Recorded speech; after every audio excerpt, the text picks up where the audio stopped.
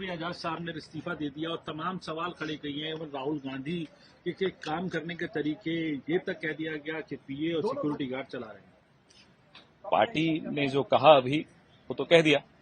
Party के कार्यकर्ताओं के मन की आवाज क्या है, यह गुलाम नबी आजाद और बाकी इस तरह के लोगों को सुन लेनी चाहिए। जो आदमी 5 पेज की चिट्ठी में 1.5 पेज तो अपने पुराने पदों के बारे में लिखता रहा कि पार्टी ने मुझे ये पद दिए, दूसरे पेज पर जाकर कहते हैं कि मैंने सेल्फलेस सर्विस की। अरे वाह, ऐसी सेल्फलेस सर्विस तो सबको करनी चाहिए फिर। एक के बाद एक आप पद गिनाए चले जा रहे हो और फिर कहते हो मुझे कुछ मिला नहीं इस पार्टी में।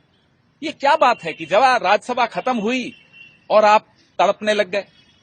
बिना पद के आप 1 सेकंड नहीं रह सकते। चुनौती का समय है, सब मिलकर लड़ रहे हैं।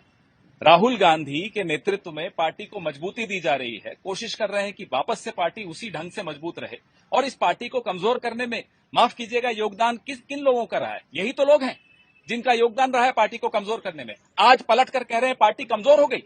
अरे आपकी वजह से कमजोर हुई।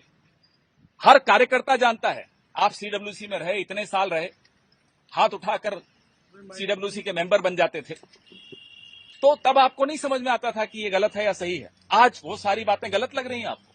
तो पार्टी का कार्यकर्ता इस धोखे को अच्छी तरह जानता है। वो जानता है कि जो व्यक्ति आज इस मौके पर धोखा देता है पार्टी को, वो उस आदमी का रिमोट कंट्रोल नरेंद्र मोदी के हाथ में है। और नरेंद्र मोदी जी और गुलाम नबी आजाद जी के प्रेम तो हमने खुद देखा, संसद में भी देखा, और वो प्रेम की परिणति आज हुई है इस पत्र में।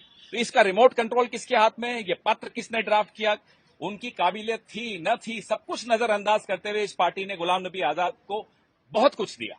और उसके बाद आज इस तरह की चिट्ठी, पूरा देश का कार्यकर्ता इस व्यक्ति को माफ नहीं करेगा। राहुल गांधी के लिए कह रहे हैं कि उन्होंने जो प्रेस क्लब के अंदर वो ड्राफ्ट फाड़ दिया, चाइल्डिश हैं। तब बोले थे क्योंकि तब पद था।